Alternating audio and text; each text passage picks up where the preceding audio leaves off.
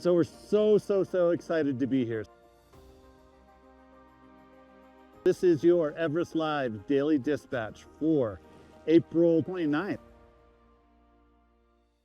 So we're here at base camp. Already things are like happening. You know, it's interesting. Usually like we time it to come right when people are finishing their first rotations, because that's when the season starts getting exciting. This season was exciting before the rotations, and now it's going to continue to be, because basically what we're seeing are a lot of teams heading up, high altitude workers are heading up through the Icefall, and they're setting up camps 1 and camps 2. There haven't been many or any real foreign climbers heading up, except one woman, Anya, who's doing a completely unsupported expedition with Mingmaji at Imagine Nepal. So she's sleeping alone up at camp 2 tonight on her acclimatization rotations.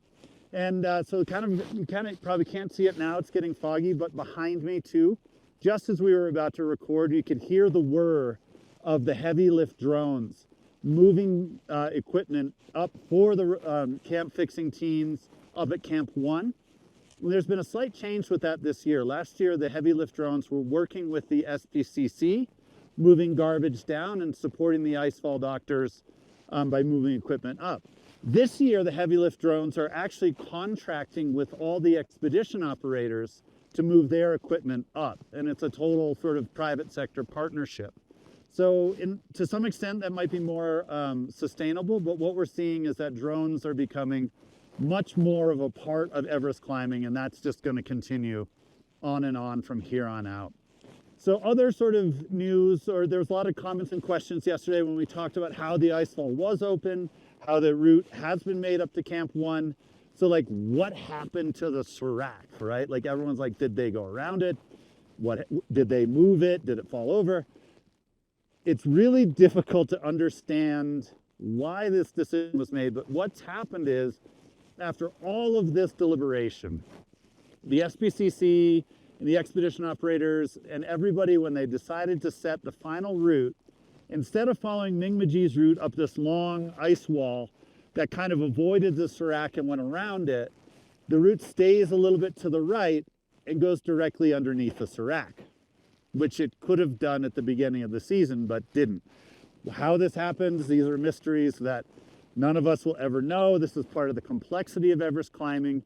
But what it does mean is that the Icefall, at least that part of the route, is something that climbers and workers have to be very careful as they pass through. Again, this is not, one of the things we were talking about as I got to camp here is, in the past, one of the ways, what would happen when the Icefall was fixed is you wouldn't necessarily have the information that the Icefall doctors and everyone has now.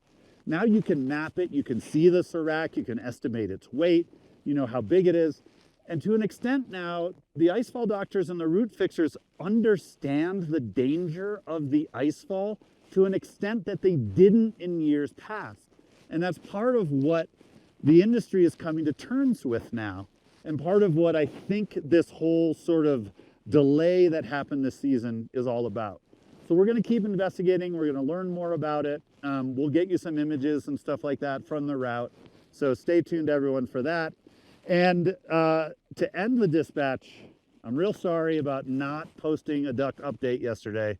We thought maybe you guys would be tired of duck updates, but from the comments, we realized that wasn't the case. So today's duck update is our last duck update. But that's good news. Our beloved duck, or Eurasian widgeon, is flying out of base camp tomorrow on a helicopter. And the people who rescued, our team here, our friends here who rescued the widgeon, have found someone who's going to take it on a helicopter to the Gokyo Lakes, which are these high altitude lakes, like a valley over from where we are. There are people there that are ready to take care and to help the duck kind of fully regain health so that it can live its life in the lakes in Gokyo, which is where it belongs. And when you'll see, we have another live duck, we have a lot of interactions with a duck that is going to come out on the channel soon. So stay tuned for that. We just have to edit it up. But you'll see that the duck is now very feisty and kind of smelly. So we do have some questions. Andy. Yeah, so there's a question coming about the crevasses. Yeah. That over certainly on the web is the 4 to 5 ladder crevasse. Is that Yep. normal? A 4 to 5 ladder crevasse is not unheard of in mountaineering. It's not normal. It's something that the icefall doctors and route setters try to avoid, because obviously the more ladders you string together, the bouncier it is and the slower it is. Because if you have a crevasse that's like, if you have 4 ladders across, it takes, you can only do one person at a time, so it just takes forever. The other issue is as the icefall warms over the season, those crevasses are going to get wider. Everybody knows that. So what's a 4 ladder crevasse now could be a 6 or 7 ladder crevasse later.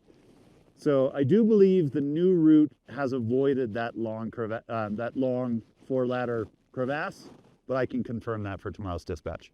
And the final question that's coming is coming to Andy, but I'm going to promise you to see me tomorrow. No, Andy, flip it around. No, so Andy's very embarrassed because Andy put on the mineral sunscreen today. So here he is. So you can sign off, Andy. Okay, well, this is Everest Live signing off. Thank you.